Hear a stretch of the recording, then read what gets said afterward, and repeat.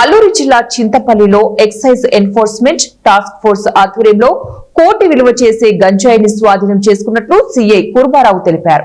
చింతపల్లిలో గురువారం సాయంత్రం ఏర్పాటు చేసిన విలేకరుల సమావేశంలో సీఐ కుర్మారావు మాట్లాడుతూ ముందస్తుగా వచ్చిన సమాచారం ఆధారంగా చింతపల్లి మండలంలోని కొత్తబంద వద్ద తనిఖీలు నిర్వహిస్తూ ఉండగా అనుమానాస్పదంగా 3 బైక్లు వచ్చాయని, ఇందులో మొదటి బైక్ పై ఉన్న 2 వ్యక్తులను ప్రశ్నిస్తూ ఉండగా వెనుక ఉన్న 2 బైక్ల మీద ఉన్నవారు పరారయ్యారని తెలిపారు. ఈ బైక్లపై ప్యాకింగ్ చేసిన 30 లీటర్ల ఆశీస్ ఆయిల్, 11 కేజీల గంజాయిని పట్టుకున్నామని, నిందితులు 2ని కూడా అదుపులోకి తీసుకున్నామని, వారిని విచారించామని, ఒడిశాలోని మల్కన్గిరి జిల్లా చిత్రకొండ నుంచి ఆశీస్ ఆయిల్ తీసుకుని వస్తున్నామని తెలిపారన్నారు.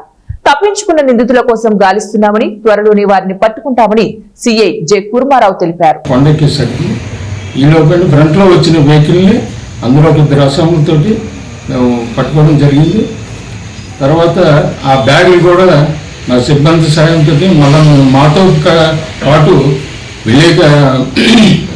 విఆర్ఓ గారు అలాగే సెక్రటరీ గారిని కూడా మేము పిలిపించి వారి సమక్షంలోనే ఆ బ్యాగులు కూడా చెక్ చేయడం జరిగింది.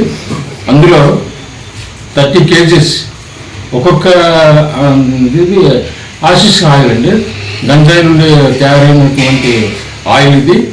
తర్వాత మొత్తం వేయించేవారుగా 30 కేజీస్. అలాగే ఇంకొక బ్యాగ్లో కూడా 11.5 కేజీస్ డ్రై గంజా కూడా దొరికింది.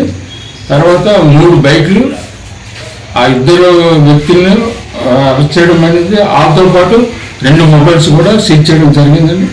సో ఏంటంటే ఇంకొక 2 కూడా పారిపోయిన వాళ్ళని కూడా ఇన్వెస్టిగేషన్ చేస్తున్నాం, ఎక్కడ ఏంటనేది సదరు ప్లేస్లోనే అరెస్ట్ చేసి అక్కడే రిపోర్ట్లు రాసుకొని ఎల్మంచి కోర్టు వారికి రిమాండ్ నిమిత్తం రేపు తీసుకెళ్ళడం జరుగుతుందండి. తదుపరి ఇంకా మాకు ప్రాసెస్ జరుగుతుంది.